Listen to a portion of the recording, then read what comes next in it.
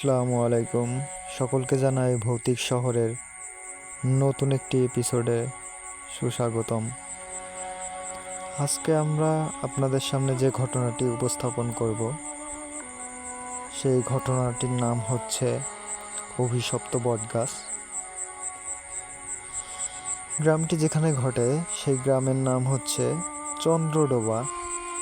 এটা সাতক্ষীরা জেলার কোনো একটি গ্রাম। কথা না বাড়িয়ে আমরা ঘটনায় চলে যাই। বাংলার প্রান্তিক অঞ্চলের এক গ্রাম ছিল চন্দ্রডোবা। নাম শুনলে মনে হয় যেন শান্ত জল আর চাঁদের আলোয় ভেজা নিস্তব্ধ গ্রাম, কিন্তু বাস্তবতা ছিল উল্টো। এই গ্রামে সূর্য ডোবার পর কাউকে দেখা যেত না। বাড়িঘর তালাবদ্ধ, খিড়কি জানালা বন্ধ, কারণ চন্দ্রডোবার বুকে ঠিক মাঝখানে ছিল এক বিশাল বট গাছ, যার বয়স আনুমানিক 500 বছর। গ্রামবাসীরা বলতো, এই গাছটা মানুষ খায়, রাত হলে ওর শিকড় নড়ে, পাতায় ফিসফাস শব্দ হয় আর কাউকে টেনে নেয়। যারা একবার গেল আর ফেরেনি। কেউ কেউ বলতো এই বটগাছের গোড়ায় কালো জাদুর আসর হয়। সেই জাদু সবার হয়েছে গাছের শিকড় ডালায়।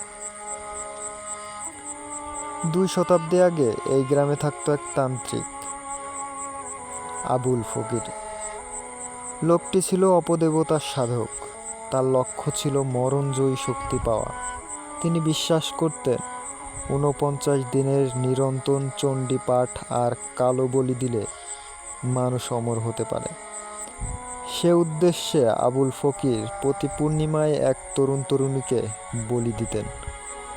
শোনা যায় একদিন পুরো গ্রাম একত্র হয়ে তাকে হত্যা করে। কিন্তু মৃত্যুর আগেই ফকির বলেছিলেন, আমার রক্ত বট গাছের গোড়ায় পড়েছে, আমি ফিরে আসব, কেউ আমাকে থামাতে পারবে না। তারপর থেকেই বটগাছটি নাকি জাগ্রত হয়ে ওঠে। কালের স্রোতে আবুল ফকিরের গল্প সবাই ভুলে যায়, কিন্তু অভিশাপ ফুরায় না। প্রতি বছর আশ্বিন মাসের পূর্ণিমায় গ্রামের কেউ না কেউ নিখোঁজ হতে শুরু করে।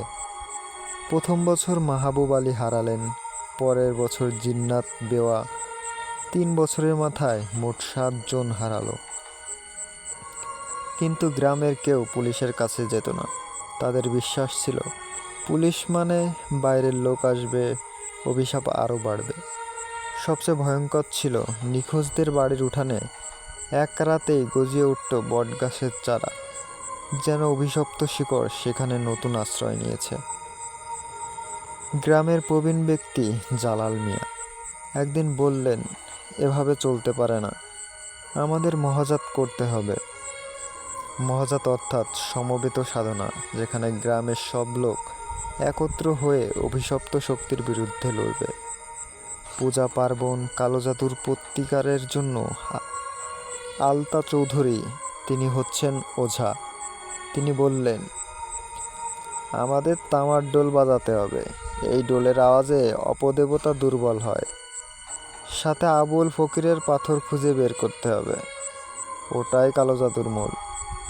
গ্রামবাসীরা 4 দিন ধরে খোঁজাখুঁজির পর বটগাছের গোড়ায় মাটির নিচে একটি কালচে চকচকে পাথর পায়। পাথরের গায়ে অদ্ভুত আঁকা আর অর্থ কেউ জানত না। ওঝা বললেন, পাথর না ভাঙলে বট গাছ মরবে না, আর না মরলে গ্রাম বাঁচবে না। তামার ডোল, নীল কৃষ্ণচূড়া ফুল এবং 21টি সর্ষের প্রদীপ নিয়ে গ্রামবাসীরা মহাযজ্ঞ শুরু করল। বটগাছের গোড়ায় 7 দিন ধরে চলল শুদ্ধিকরণ। 7ম রাতে, ঠিক পূর্ণিমার সময়, আকাশ কালো হলো, বজ্রপাত শুরু হলো। বটগাছের শেকড় কেঁপে উঠল, এতটাই যে পুরো চন্দ্রডোবা গ্রাম কেঁপে গেল। হঠাৎ করে বটগাছের কাণ্ড চিরে বের হলো আবুল ফকিরের দেহাবশেষ। 2 বছরেও দেহ পচেনি, বরং যেন ঘুমন্ত মানুষ তার চোখ খুলে গেল।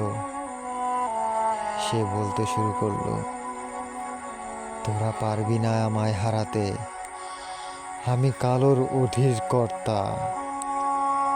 ওঝা আলতা চৌধুরী পাথরটি শূন্যে তুলে মহামন্ত্র পাঠ করলেন। তারপর পাথরটিকে ভেঙে ফেললেন। সাথে সাথে বটগাছটিতে আগুন ধরে গেল, কিন্তু আগুনের ছোঁয়া ছিল নীল। আবুল ফকিরের দেহ ছাই হয়ে গেল। শোনা গেল অস্পষ্ট কণ্ঠ, এই অভিশাপ আজ নয়, অন্য প্রজন্মে আবার আসব। বটগাছ ধ্বংস হওয়ার পরে গ্রামে আর কেউ নিখোঁজ হয়নি, কিন্তু ওঝা আলতা চৌধুরী বলেছিলেন, পাথরের টুকরোগুলো হারালে আবার কালো শক্তি ফিরে আসবে, আমাদের পাহারা দিতে হবে। গ্রামের উত্তর দিকে সেই টুকরোগুলো লুকানো হলো।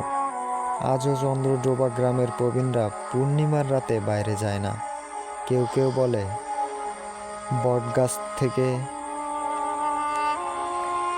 বটগাছ গেছে, কিন্তু অভিশাপ পুরোটা যায়নি। গ্রামের শিশুরা মাঝে মধ্যে রাতের বেলা ফিসফিসে বলে, চুপ, পাতার ফিসফিস শুনছোস? আবুল ফকির কি ফিরে এলো?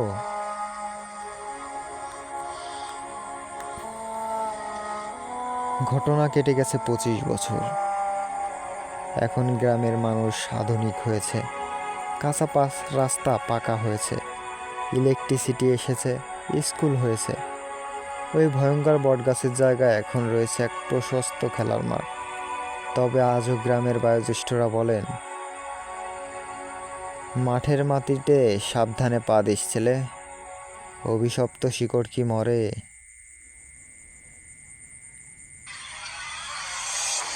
কিন্তু নতুন প্রজন্মের ছেলেমেয়েরা এসব কথা আর মানে না।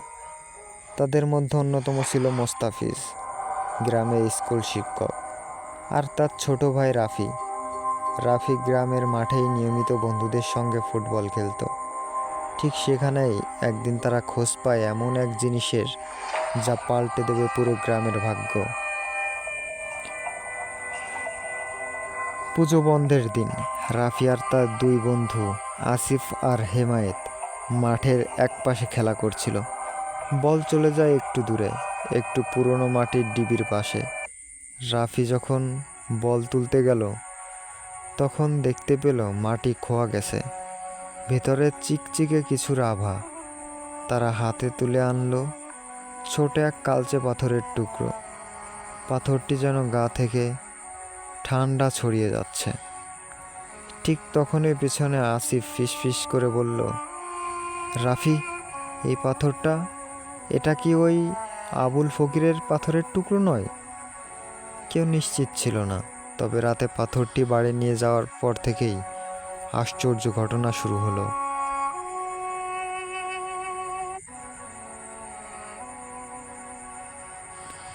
রাতের আধারে রাফি যখন ঘুমাচ্ছিল, সে দেখল বিভীষিকাময় স্বপ্ন।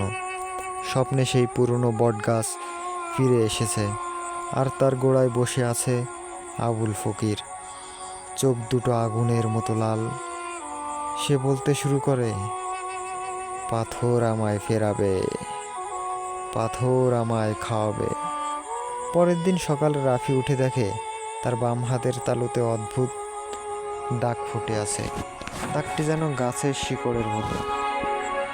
দিনের পর দিন রাফি হয়ে উঠল বদলে যাওয়া এক ছেলে, নির্জন, রাগী, মাঝে মাঝে ফিসফিস করে বলতো সঙ্গীর সাথে,